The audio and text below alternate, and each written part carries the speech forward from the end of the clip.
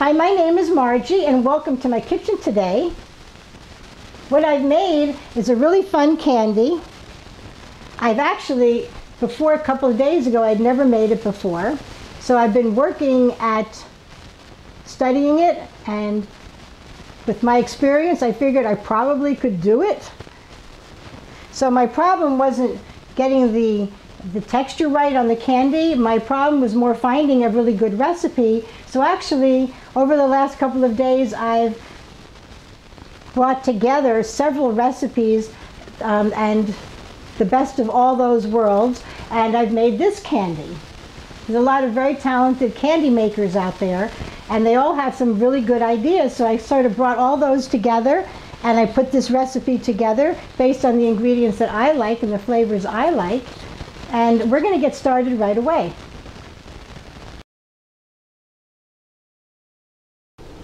I want to put this together very quickly. I work with a pretty high flame, and I'm very careful. I keep a close eye on it. That's 1/3 of a cup of water. And then we have 2/3 of a cup of corn syrup.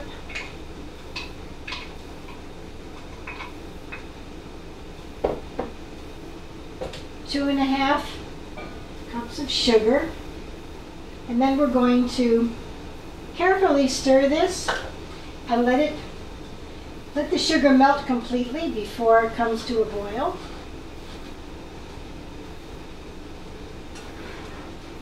And right when it comes to a boil, we're going to take a brush, some water, and just brush the sides down.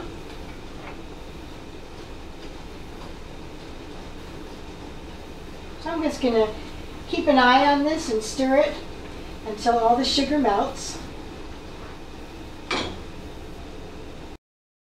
So now I'm going to add my candy thermometer. There should be a nice little hook on the back. You want this little ball on the bottom of your thermometer, the little red ball, to be well underneath the liquid. So we'll just wait now for it to get up to 300 degrees Fahrenheit. At this point, we could also go around the outside of the pot with a little bit of water. The only thing that adding a little bit of water will do to your recipe is make it take a few extra seconds to come to temperature, because that's what causes the temperature to go up, is the water boiling off.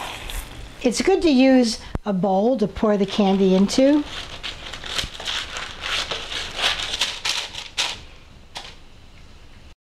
Okay, so there it's 300. I'm going to turn it off. I'm going to take this thermometer out. And one nice thing about parchment paper, if you lay a piece next to where you're working, you can just put all your things down on it.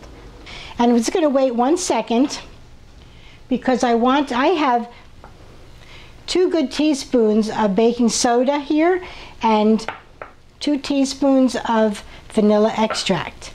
I want to be very careful when I pour vanilla into this hot solution. So I'm going to do it, but I'm going to back away because it's going to splatter. Okay, now here with the baking soda, what I'm going to do is I'm going to sprinkle this in.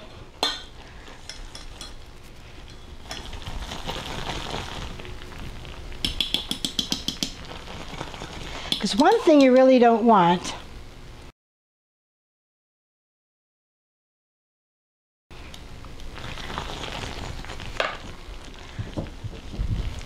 is to have little pieces of baking soda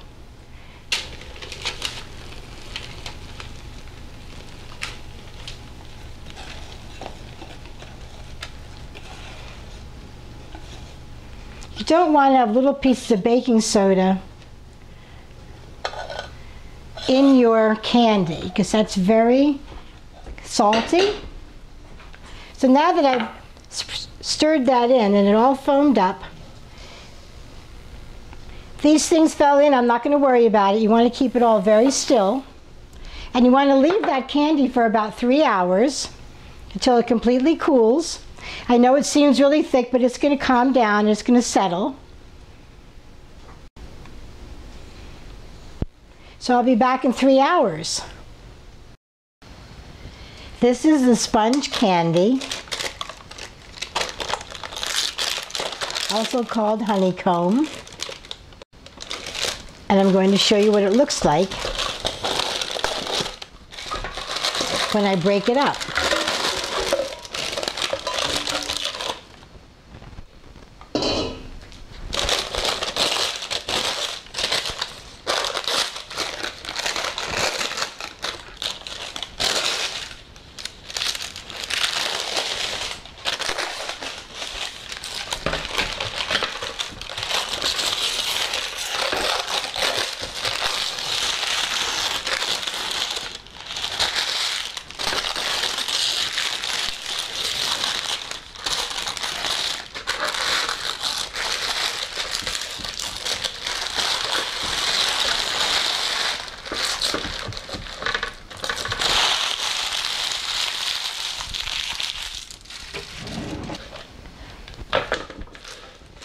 So all you need to do to get it to really break up is just take a hammer or something, this is a meat tenderizer, and just give it a knock like that.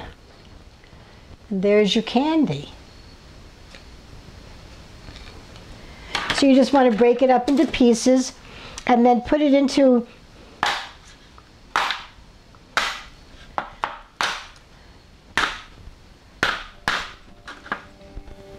you break it up into pieces. I'm using the edge, and then you'll put it into a zippy bag. And all the pieces look really beautiful.